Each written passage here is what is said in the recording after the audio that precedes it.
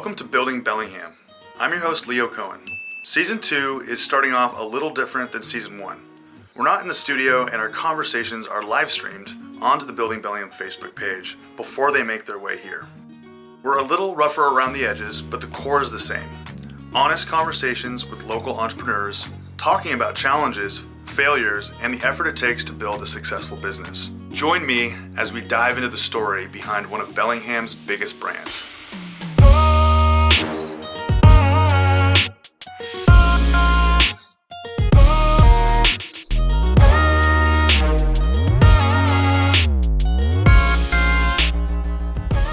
Brendan.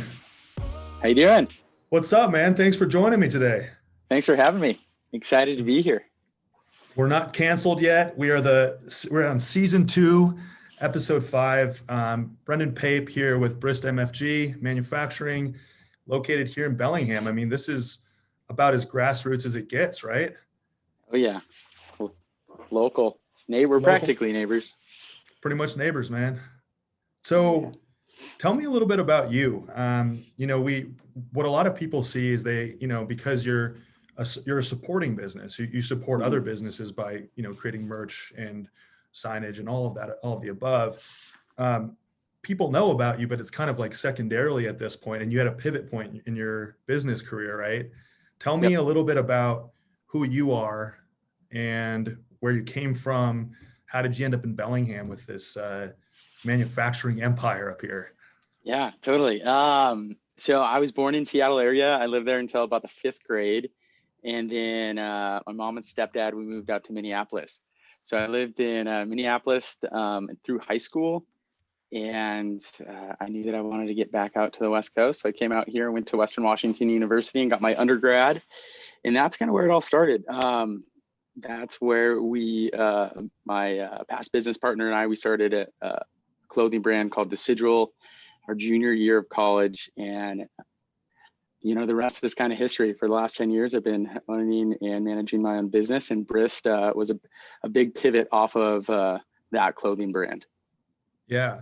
Well, and was this sophomore year or junior year of at Western that you had made this decision to start creating a clothing brand? And you guys were at the bookstore, the Western bookstore. I remember when I was at Western seeing your clothing everywhere in there. Yeah, that they gave us our big start, man. So the goal behind the clothing company was ultimately we just wanted to be creative and sell shirts to our friends. It was ultimately just supposed to be a hobby. When it comes to making T-shirts, the barrier of entry is pretty low. So we're like, oh, we can do this. So we went and scrounged up some cash and bought a bunch of equipment on Craigslist and set up shop in my bedroom. Definitely lost the girlfriend after that move. So the business kind of took over, and our first kind of big break was getting our clothes in the Western bookstore. And I remember going in there with an invoice that was written on a Word document. And Cheryl from the Western bookstore, she is an absolute saint. She's like, you should intern here.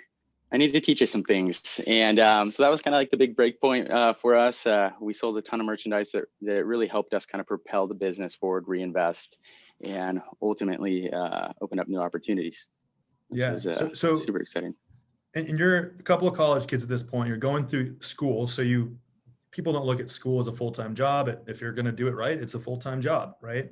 Yep. And so where did this idea come from? I mean, was it just you had some extra time, or did you just see shirts and you thought we could do that? We're creative. We have the same mindset. What do we do? Yeah. I mean, it was just an idea that came from out of the classroom. We're like, oh, we should start a clothing brand. And we're like, oh yeah, let's do it. And we actually took our step forward and bought the equipment and kind of dove right in. And we found the time, in between school and everything. We made time for it. And that was kind of like our job. Granted, we weren't making any money. It was kind of like a volunteer job. And I remember, graduating college, and that was like when I had to make that big decision. Do I go into the corporate world, or do I figure out how to make this work? And I think that was the biggest challenging. I think one of the most challenging points for Christian and I at the time was making that decision, like, hey, let's try to make this work. And at the time we were making no money, like $0. My mom's like, what are you doing? You have, a ton of student debt. This is not a good idea. You don't even have enough money to support yourself after graduation. So what I did was I walked the docks, the Bellingham docks, to try to find a fishing job. I went down there every morning with donuts. Couldn't tie a knot to save my life. And I was fortunate enough to land a job on a fishing boat for 3 months. I came back with a decent chunk of change, which bought me time. And we clawed and scratched and bootstrapped our way. And we finally got it to the point where, we were able to support ourselves, which was pretty exciting. One thing that you and I have talked about too is, especially our generation, the millennial generation, there's a lot of creative people, right? And there's a lot of creative people from every generation. But one of the things that I hear from other generations too, complaining about our generation, is that we have this sense of entitlement. But you guys said, well, this is what we want to do. I don't want to go work for somebody else. And I just need to figure out how to get the cash to do this. Tell me about your mindset at that point, saying, okay, well, I don't really know how to get cash besides just going and getting a job working for somebody else or going on a fishing boat. How did you make that commitment? How did you just decide that you were going to commit to, I need to make this amount of money. I'm just going to stay committed. I'm not going to get distracted. I'm just going to do it because this is what we want to do. Totally. That's no wasn't an option. I think at that point, we were coming out of, I think no wasn't an option. We wanted to prove, people wrong. I think, starting a clothing company is kind of like the typical, business that a lot of people start. And I think there's a lot of, people that were like, oh, this isn't going to work. And, we were both very tenacious, individuals, and we were committed to making it work. And neither of us were privileged. We didn't have, financial support beforehand, and we didn't, set ourselves up to have, a good chunk of change, because we were dinking around doing this throughout college. But we lived super meagerly. We busted ass, and, we just paid ourselves the bare minimum to be able to survive, the bare minimum. And then everything else was invested back into the company so we could continue to grow. And I think that was the key to our success, is we were so diligent about not taking a cent for the first, few years. And, looking back on it, it was super challenging. That's kind of why, another big reason why I came out with more student loans than I probably should have is I was kind of paying myself in student loans to survive, for about 3 years there. So you're keeping this ember going. And, one of the things that I haven't learned until, the last 5 or 6 years of my life is like this whole concept of, how do you acquire customers? Obviously it's building a relationship, and that's really the true term. But you guys were ultimately started out with Decidual doing straight to consumer, direct to consumer, right? Mm-hmm. And your customer was not businesses. It was students around campus, or, people online buying your shirts and your hats and whatnot. How did you figure out how to acquire customers? Was it just on campus? Tell me more about that process. Yeah. So for Decidual, we would go to every single event, any outdoor event. We were there with a booth. We would give out free stickers galore. We didn't have a marketing budget. So we're like, what's the cheapest thing to give out that people will be stoked on? And it was stickers. And then the next thing you know, you had all of like Bellingham, Washington with, a Decidual sticker on their car. And, we had probably only sold 24, 48 shirts at the time. But then people started wondering, like, what the heck is this company that I continue to see around town? And I think that's what really helped elevate and kind of put us on the map, in addition to the Western bookstore. Some of those shirts that we were selling in the Western bookstore were, I think that the Cheryl from the Western bookstore, the buyer there, she compared it to like the Beanie Baby craze.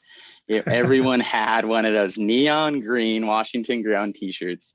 They were everywhere. And that helped out a ton. We had a ton of good friends too in the outdoor space that were, amateur or professional athletes that helped put us on the map as well.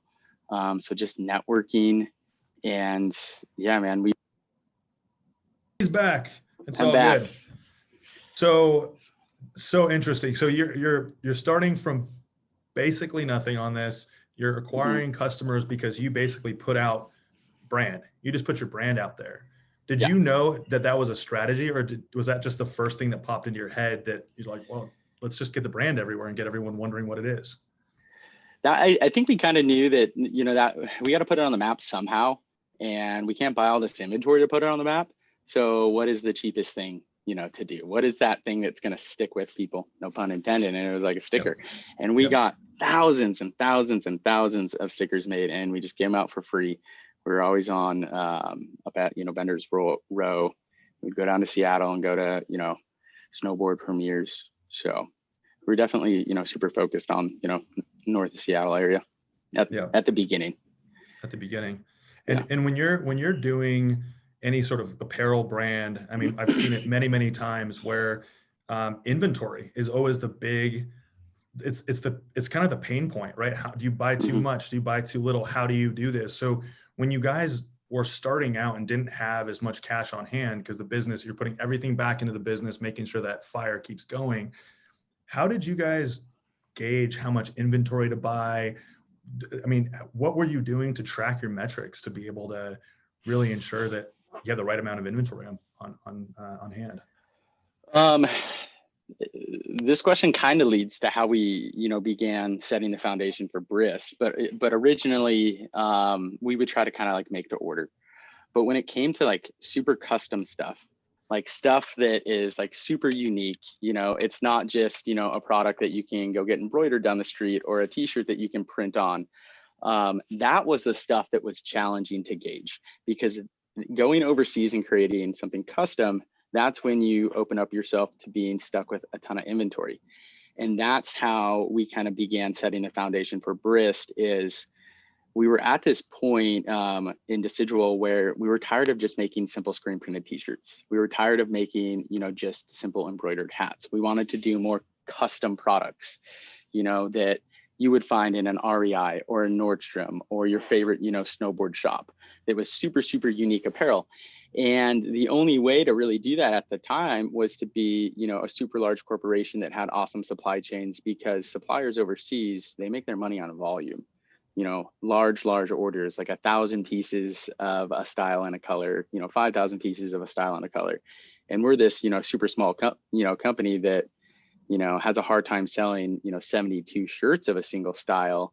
That's kind of where we had a hard time. And that's how we set the foundation for Brist. Is we wanted to challenge that way of thinking in the manufacturing space. And to do that, to try to take a step in creating more custom apparel for Decidual at the time, we flew to China kind of off the cuff and met with probably a dozen or so random suppliers. And we had these huge presentations that we brought to them on like the importance of, low minimums and quick turn times, and how, if they would service these smaller businesses, small businesses and mid-sized businesses make up a huge chunk, of the population, that they would get that volume back. And ultimately, they kind of a lot of them looked at us and laughed and were like, you need to get the heck out of here. You totally just stole my time. And a few of them gave us, a shot. And those are the ones, a lot of those ones we still work with today. But, beginning custom products, we had a hard time gauging the inventory. I remember we, bought like our first custom product. I think we had to get 500 of. It was like a custom fleece jacket, and we had it for like in inventory for 3 years. We're like, dang, yeah. It was a hard sell. And that's just for people that don't know a whole lot about inventory. That is your cash sitting on the shelf and not going where it needs to be. And that's, that's stressful. So what I'm hearing, the cool part about this pivot, this transition point in your world, was that it was, and it's, this is part of your, mission statement, how Bris was created, was it was created out of necessity. You guys hit this pain point and you're like, okay, we can't be the only ones that are going through this pain point, because like you said, there's so much of the market that's made up of like small to mid-sized businesses. And so is that how Bris was created? It was out of necessity for this target market that wasn't being serviced, in your opinion? Yeah, absolutely. We originally solved the problem for ourselves, and then we realized that this solution could be applied to many other businesses. And to support Decidual, at the beginning, the clothing brand, we started making things for other businesses and organizations, so we could inject Decidual with cash and continue to expand and buy new products. And then it got to the point where we were making so much more stuff for other people, other businesses and brands, that we were like, we need to put Decidual on the back burner and take a full pivot and focus on how we can continue to provide, businesses and organizations with all the necessary tools to create custom branded merchandise. And that is, that happened in 2015, and we haven't looked back since. And are these people that, are now your customers? Are these people that you were competing with at the time? I mean, some were probably breweries and other, kind of similar industries, but there was probably other clothing brands that you guys were competing with, and you're like, you know what? They probably have the same. We have these conversations all the time. This is it. These are going to be our first customer. Who were your first customers when you made that pivot? When we made that, the Seattle Mariners came pretty early. Aslan Brewery, out of Bellingham, they were one from the beginning. Western, we've worked with Young Life, all sorts of outdoor companies. Teton Gravity was a pretty early one as well. Mount Baker.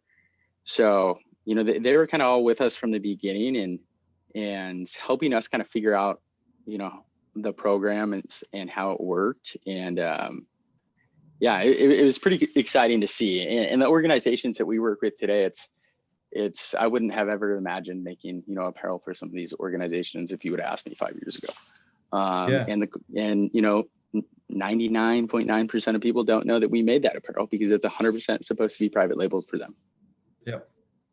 So these are, you just mentioned some huge local businesses and some huge regional and national businesses. And there's Sundance out there too. There's the Mariners. Aslan's a huge local brand. Mount Baker obviously is big. How did these meetings transpire? Did you already have these connections through other avenues, or did you just go in there and say, all right, I'm here, this is what we're looking to do, and they followed the vision, or did they say no? What happened?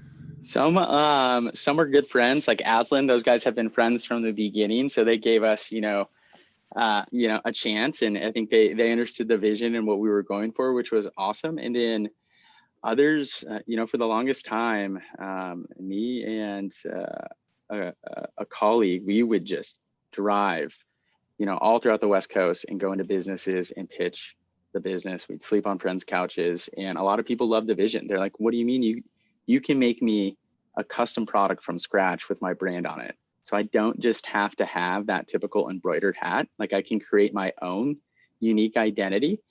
And we're like, yeah, we can do that. And that's kind of how it all began. And it was super. It's still super, super fun, but it's interesting in like the early days. You're walking into meetings with some big customers, and you're kind of faking it till you make it a little bit. That's kind of where that duct tape and the zip ties come in. Fortunately, you got to kind of paint over it, and so no one can see, but you're like, oh man, are we going to be able to do this? And throughout the process, I think we were confident in being able to figure it out if we didn't know how to do it at the time. Yep. Yeah, that fake it till you make it term is so interesting, because what it really means, some people fake it till they make it, but what just knowing you and how this business has grown at such a high quality, it's more like betting on yourself, right? You're like, at the start, you have to bet more on yourself as a person. And then at some point you get systems and processes in place to make it a little bit more leveraged and automated. Tell me a little bit about betting on yourself. Have you always been someone that's bet on yourself, or is that something that you've developed over time?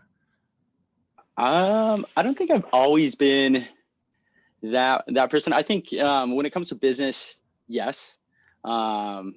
Especially, if I'm going to say something to a customer, it's like, I'm not going to walk out of that room and not deliver. I think it's not just the organization's name that's, attached to whatever that commitment is, but it's mine. And, I think highly of, my integrity as well as the organization's, but I think, we believed in, in our mission and our goal, and we were willing to, bet on ourselves at all costs. And we didn't take no for an answer. And, if we said we could do something, we figured it out and would follow through. And that doesn't mean it wasn't hard. There's so many instances that were super challenging. I remember in 2019, I spent 3.5 weeks in China because we had this massive deal with a huge corporate organization out of Seattle. And it wasn't anything that we had done before. Not that we weren't confident in doing it, we just hadn't done it before. So we wanted to take, the proper precautions to make sure that it was done correctly. And, I was in China, making sure that, we were facilitating everything and it was going to go as planned. But at the time we hadn't done a project of that caliber, but we were confident that we could execute it. And I think that's what's so awesome about, our team is they're extremely resourceful, and they show a lot of grit, and they're very solution oriented. And usually we have those conversations before we commit, saying, "Hey, can we do this, or is this a long shot?" But we have been able to accomplish and do things that I never ever would have even thought about, even just a few years ago.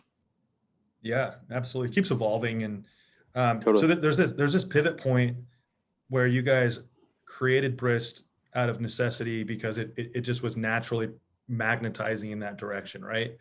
And I think a lot of the times what we hear is that, oh, it was all good. We went for it. There was no, fear around it. But one of the things that I like to talk about is fear, and it's still a major pivot. It might be a very on par, like similar industry, but it's very different, right? You're changing your business. Tell me about the fear around a pivot, and how big was your team? Did you guys, did you have to get everyone on board, or was it just you and a couple people that I think at the time it was right.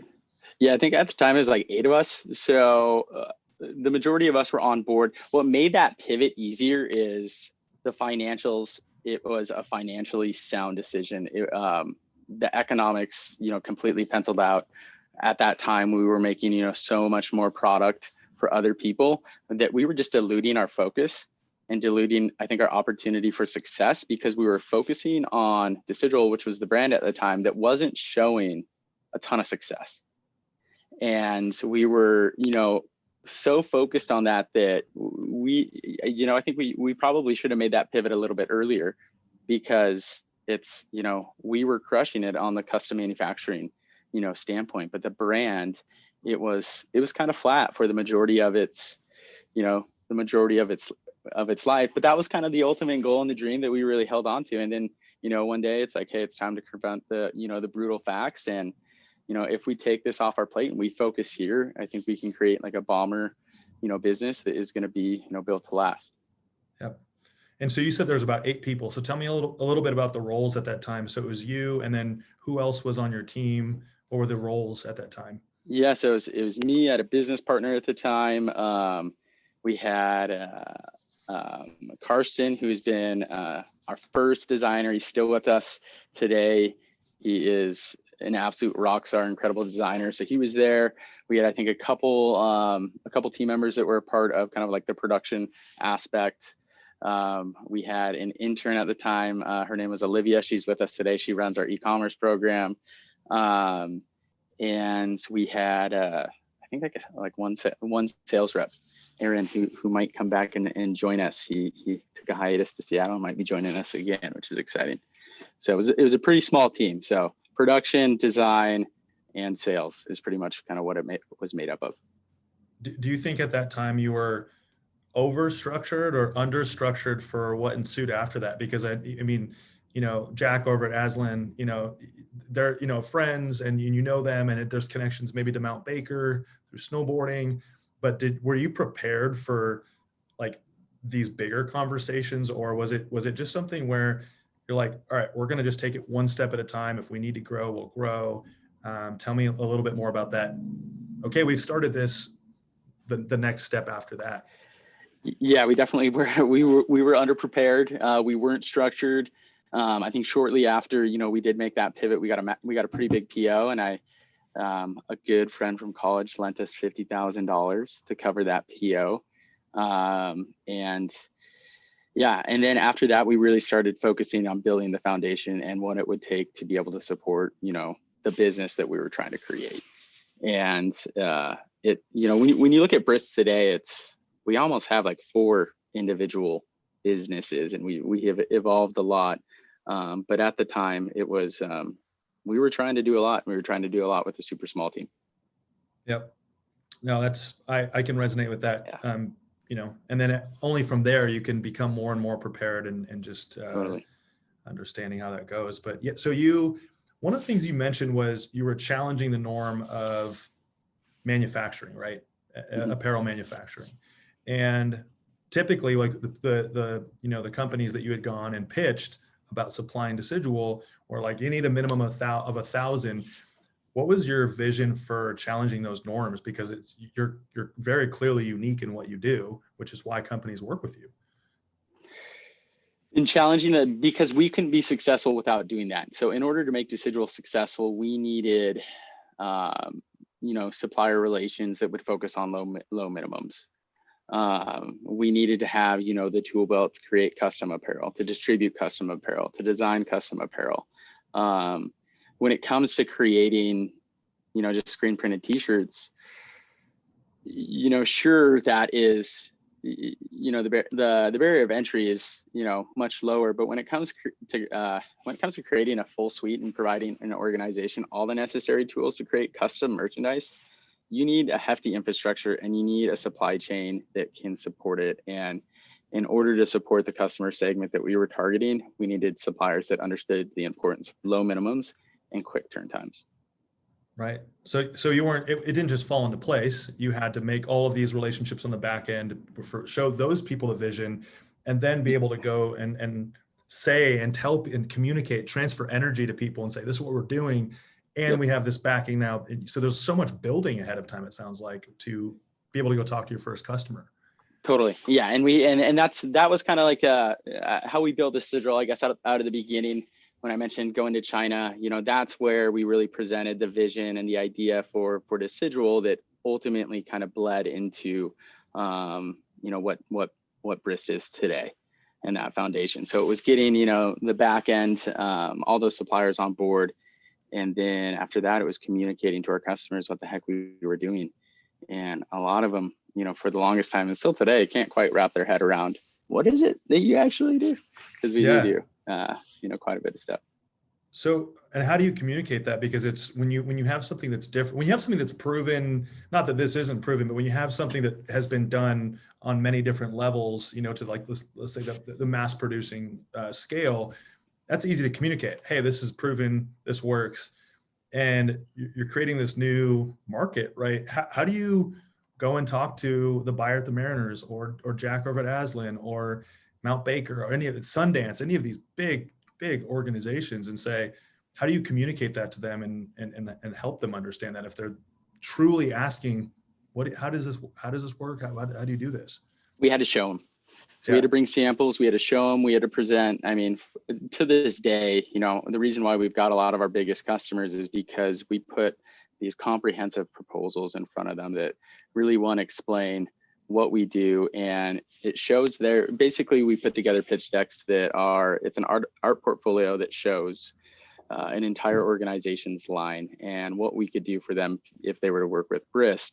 And I think them being able to see that and see, how their brand can be portrayed on custom apparel, speaks volumes. And that is ultimately, I think, what really helped us communicate what we were doing to our customers and then showing them what we had done in the past with other customers. And even like the first couple, you're just like, look, you're betting on me and our team. Yeah. Right. And then it became, okay, we have 1 in our portfolio. Okay, we have 10 in our portfolio. And all of a sudden it's like, it becomes easier, right? Exactly.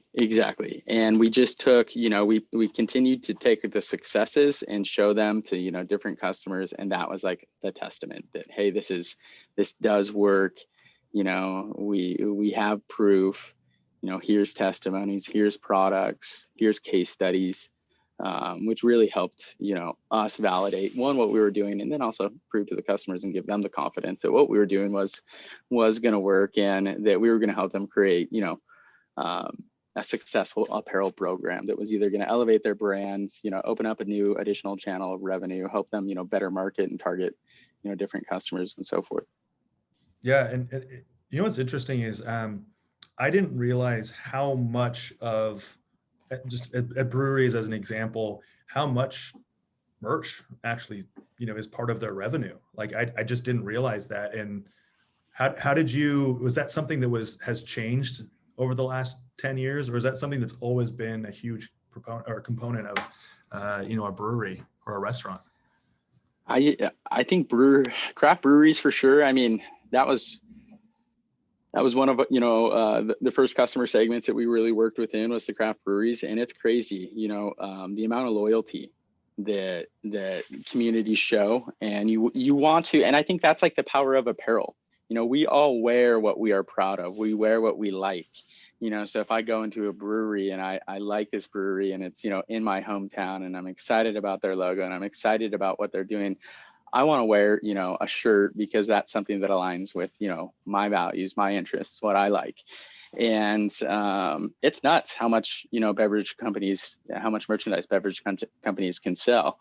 I mean, I feel like you can't walk into a grocery store without seeing some sort of, brewery hat or t-shirt on somebody. And I think the same goes for, many other industries. I think allowing yourself to create something custom is you're able to give your brand a voice, and where beer can't go, a t-shirt can, and I think it's critical for them to grow their brand. Is I think the power of branding is the more you see something, the more you can gain trust in whatever that thing is. It's similar to kind of how we tried to market to Sigil. It was stickers, and the more people saw those stickers, the more they were interested in what it was. And each one of those stickers created an interaction, which created a memory with whomever that person was. And the same goes with apparel. And what's cool about apparel is you're a walking billboard. You're influencing people every time you wear something. It's a reflection of you, and it's a reflection, of the brand, and it gets the brand on the map. I think apparel is super critical. Yep. Let's talk about brand, because one of the interesting things is you went from a brand, you're still a brand, but you went from a forefront brand, to the customer, Mm-hmm. B2C, to helping and basically consulting these businesses on customizing their brand, and brand's super important. Tell me a little bit more about your vision on brand and how you consult people as they come to you as potential customers. Totally. I think the story that resonates with me about brand, and it was kind of an epiphany that I had when we were creating Brist and pivoting from Sigil to Brist. But I was at an outdoor trade show, and at this trade show, you have all the biggest brands that everyone aspires to work for. Everybody really looks up to, from North Face to Patagonia to GoPro to Hydro Flask. And you're walking around this trade show, and you'll see garbage cans completely filled up with merchandise, branded merchandise from these organizations. And I remember seeing that, and I remember thinking, I was like, this is discrediting these brands. And these brands are putting their name on these products, and these products are simply not a reflection of these brands, whether or not it's poor design or poor quality. And I think that's, one of the biggest things that we try to, tell our customers. The last thing that we want to do is create something that's going to get thrown away. The last thing that you want to do as a brand owner is give something to someone that they're not going to appreciate or value.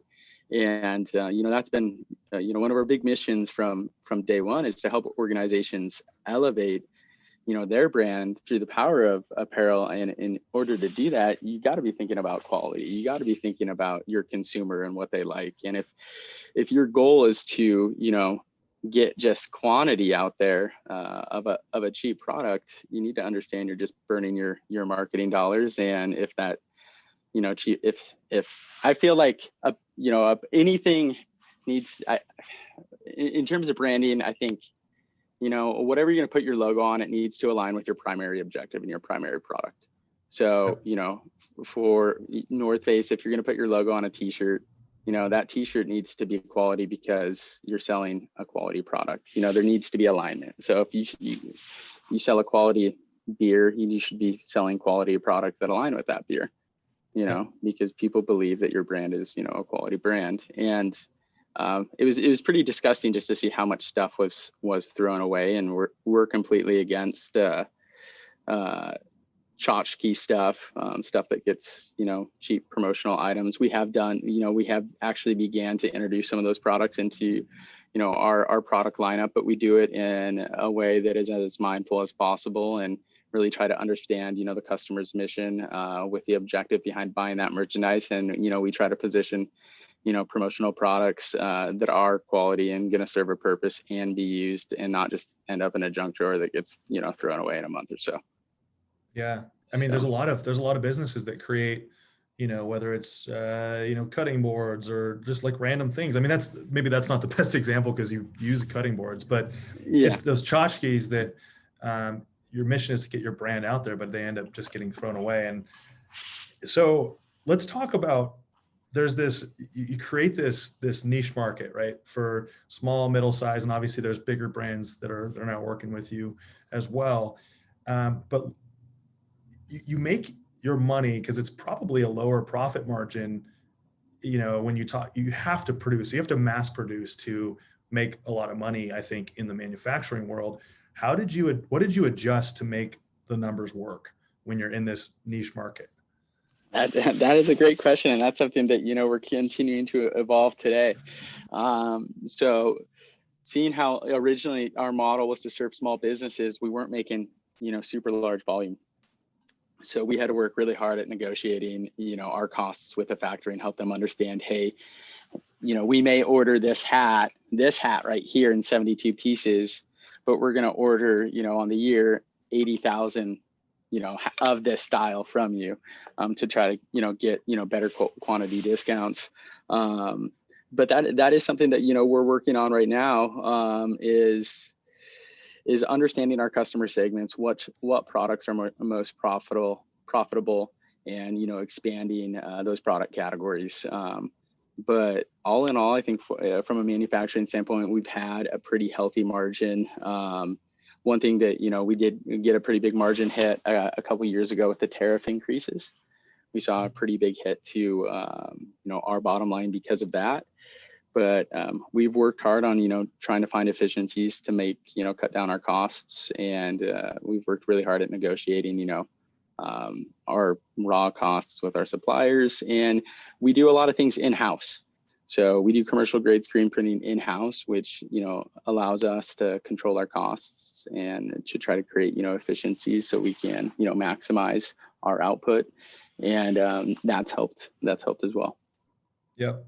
And you're at this point, let's go back to that, the famous 8, the legendary 8, when you pivoted and you have this smaller team and you're talking about scaling and you're talking about, you know, screen printing machines.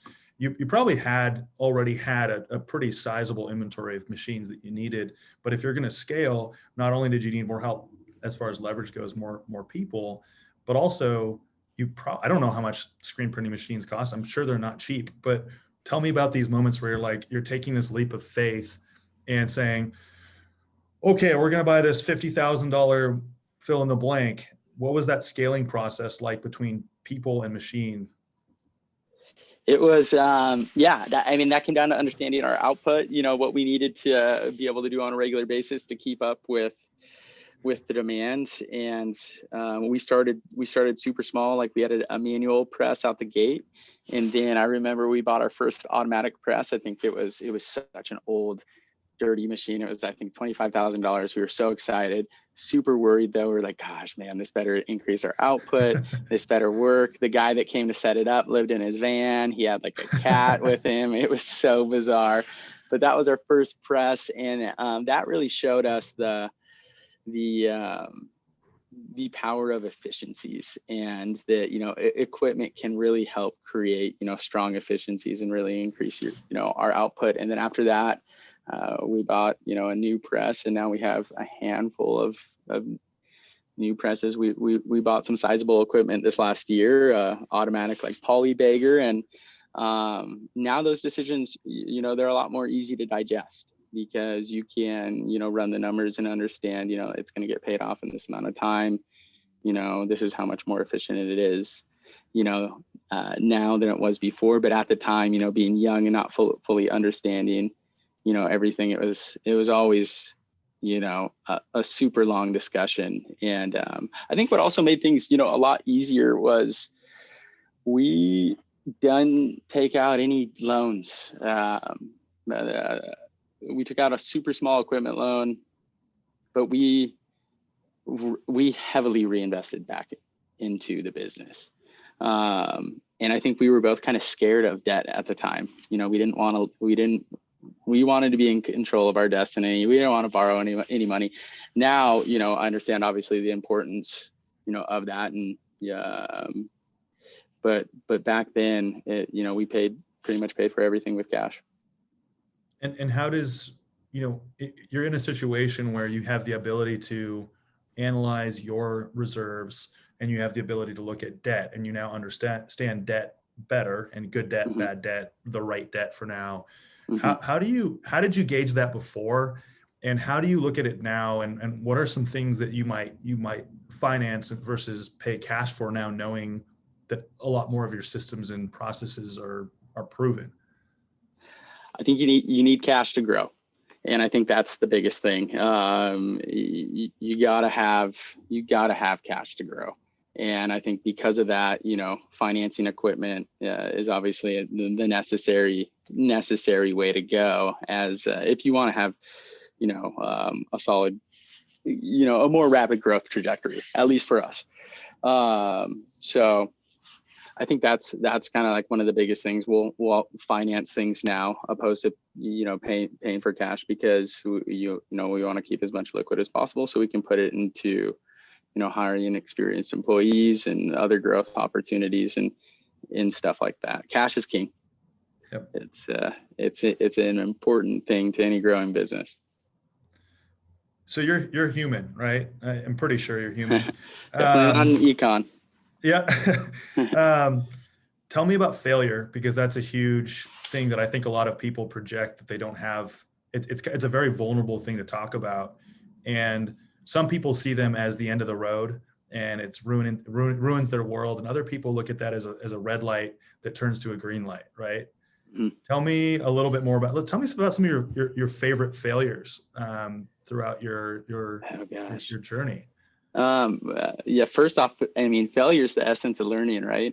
Without failing, I feel like you can't learn. We've had so many, shortcomings, from, trusting suppliers that weren't necessarily trustworthy. And next thing you know, we have, thousands of dollars in products that are unsellable, to,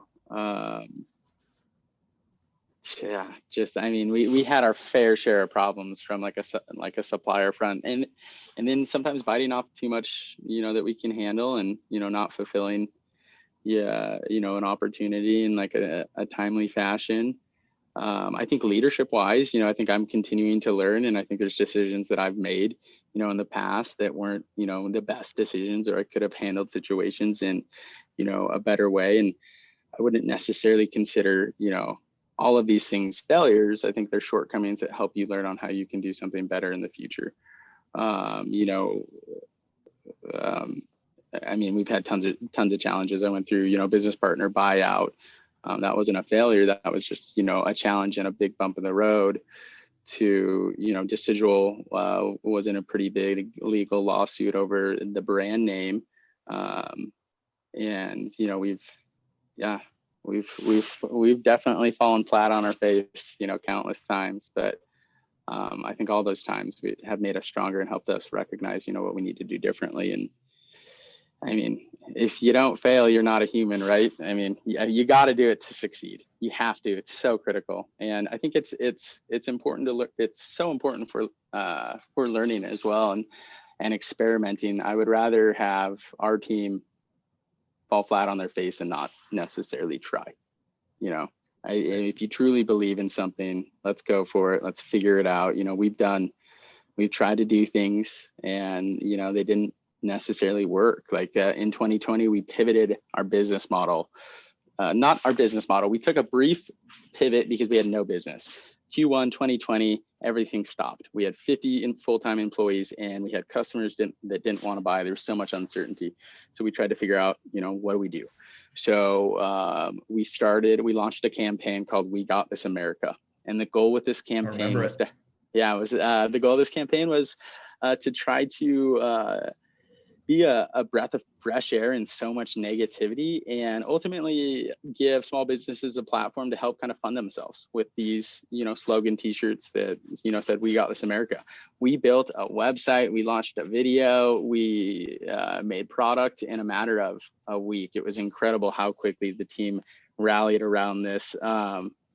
And looking back on it, I don't think it was a failure, but it didn't meet the expectations that I think I originally anticipated.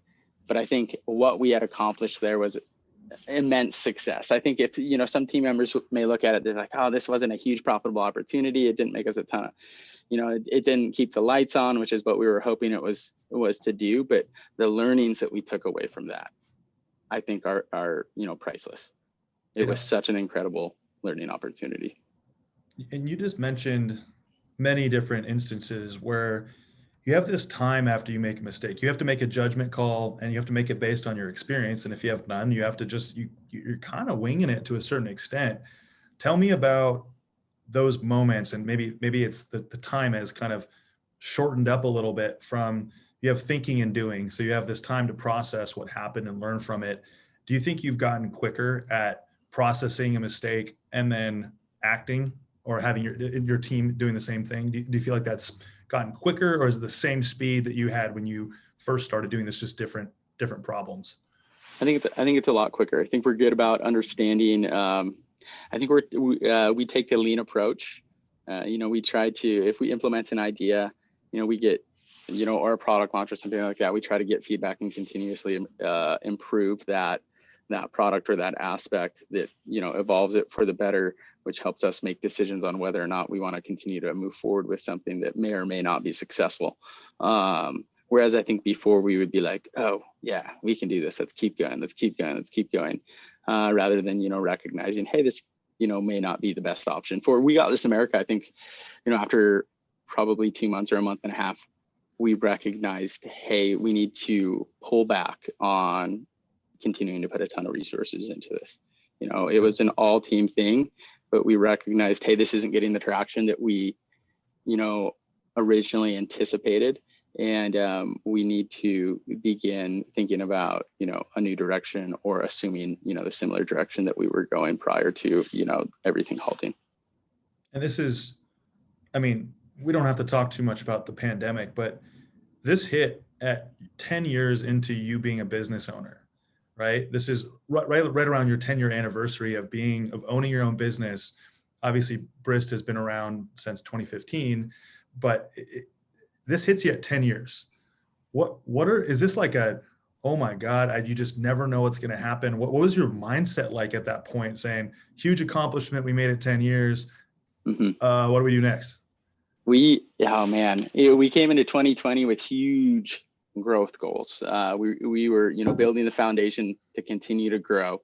I was wanting to get to a place where I could not step back, but step into the CEO role rather than be immersed in all these different facets, which I feel like I had always kind of been, sucked in to all these various things. So I was ultimately super excited for, 2020. We were going to grow. I was going to step back. I was going to delegate. And then literally got punched in the face by COVID. And it was overwhelming. It was like all the plans went out the window. There isn't anything online that you can read about to kind of prepare for this. It was extremely challenging. I think 2020 was the hardest year for me mentally and emotionally.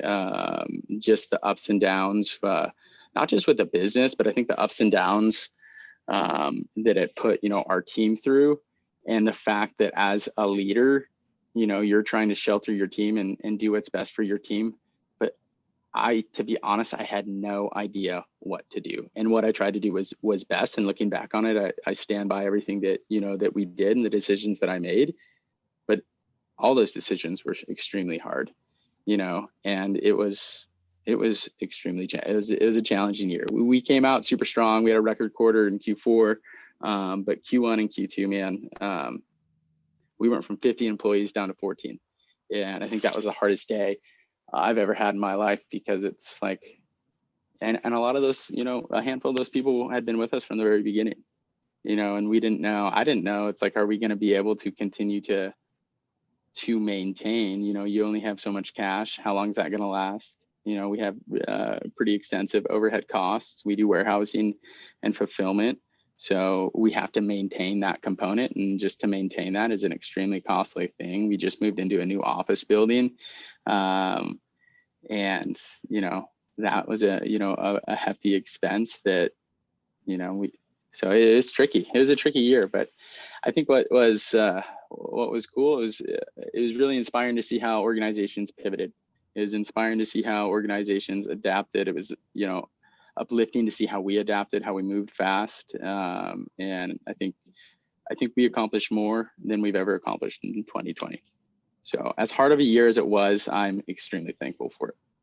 Back against the wall. I mean, you make some of your biggest decisions with your back against the wall. And let's dissect the brain of a CEO for a minute here. And we've had a chance to connect outside of the podcast a little bit, and you're incredibly down to earth, and it's always great to connect with other people who are just grounded and just humans, right?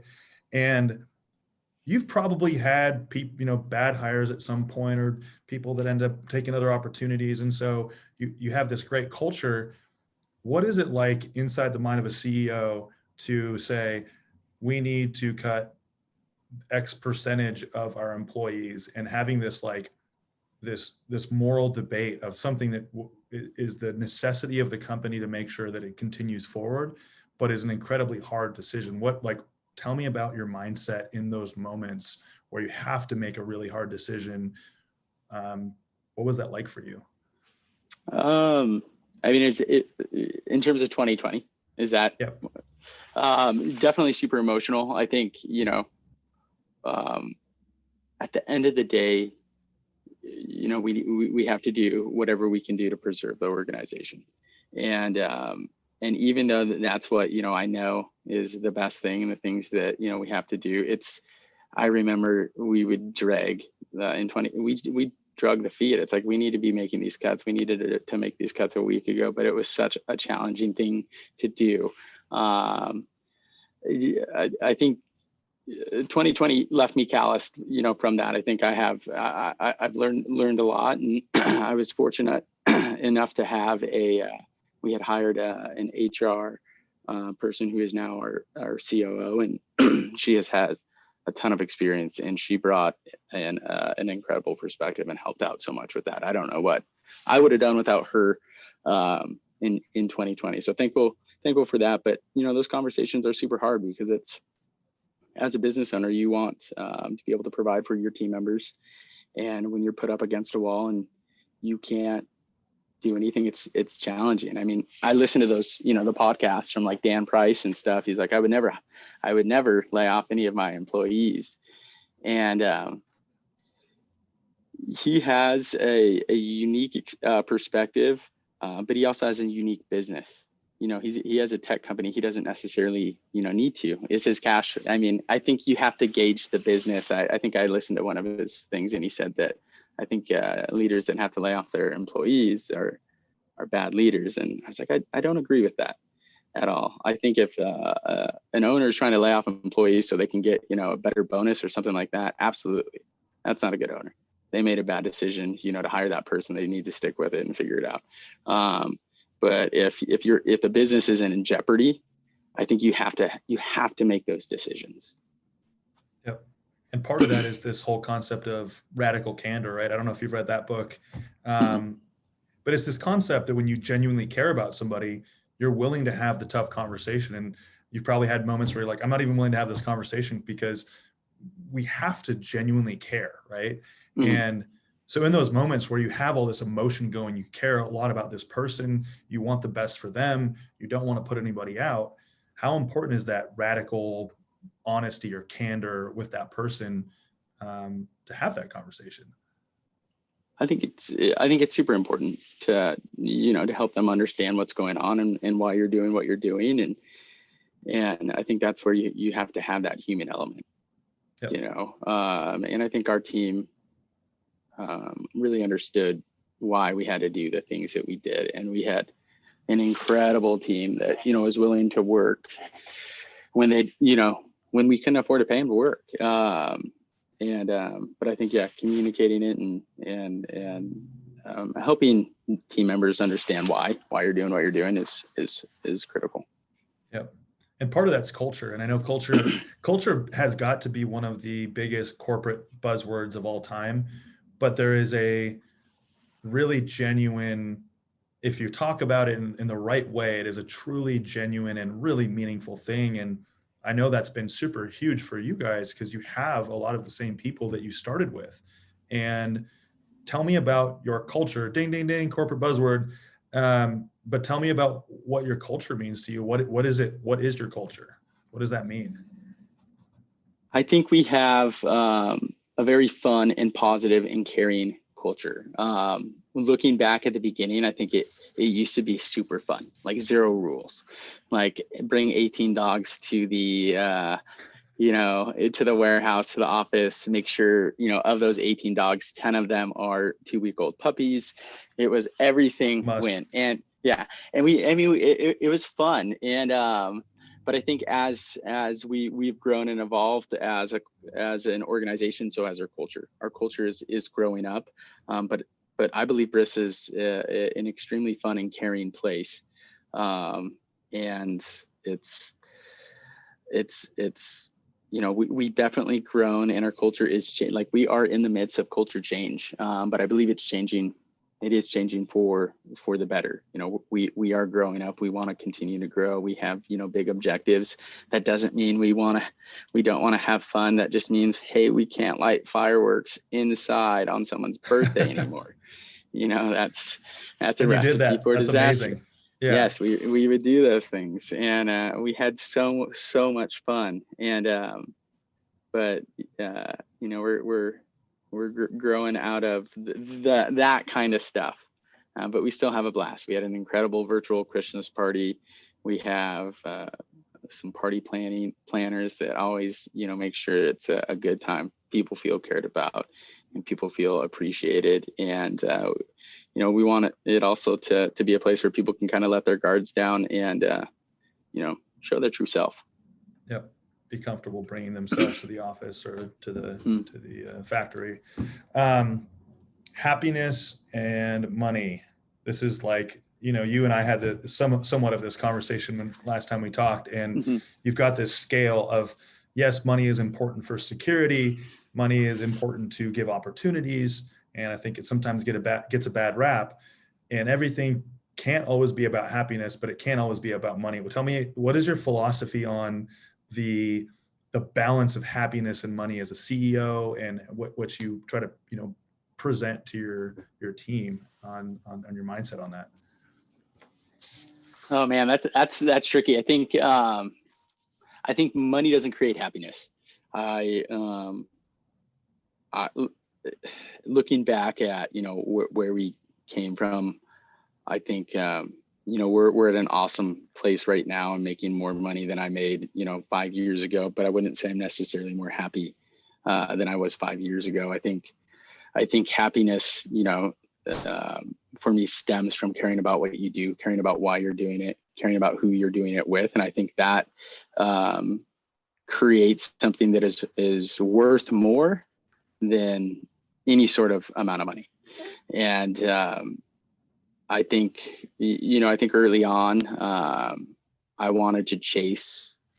I still want Brist to grow. I want Brist to grow. I want us to have impact. We always have big, revenue goals, but that revenue goal, that revenue driver, it's not about the money, and it's not about, the net income that we're going to have at the end of the year. But to me, it's more so about the the experience and the value that we're providing our customers and the amount of products that we're getting out there. But I think, yeah, I don't know. I think if you can just be comfortable, I think you can be happy. And I think Dan Price, his philosophy on, trying to pay people a fair wage so they can be comfortable. I think that is an incredible starting point, Yep.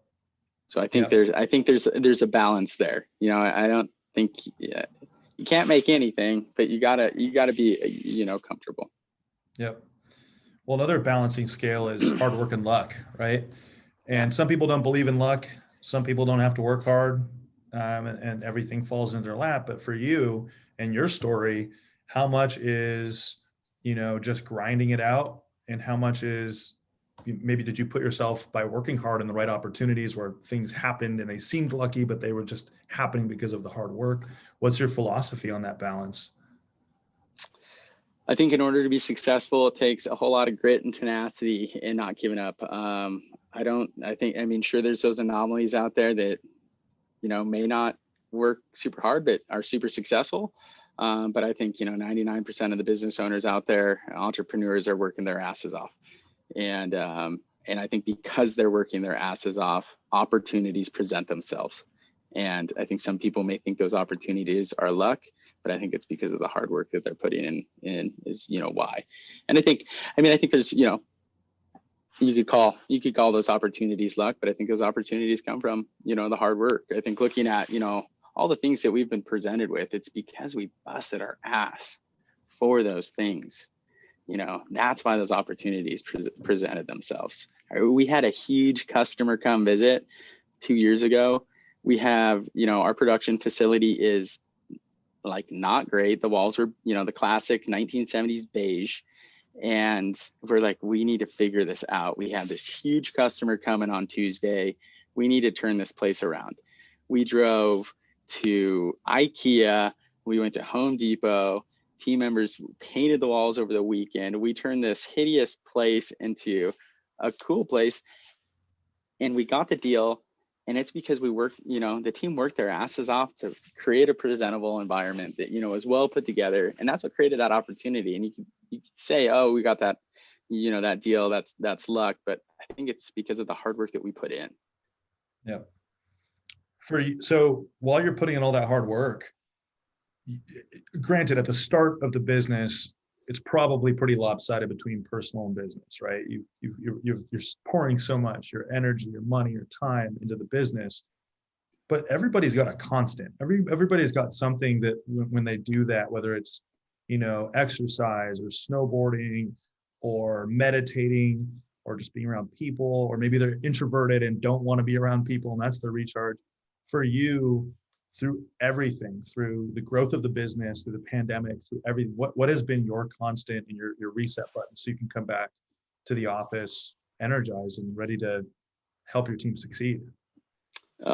Staying active.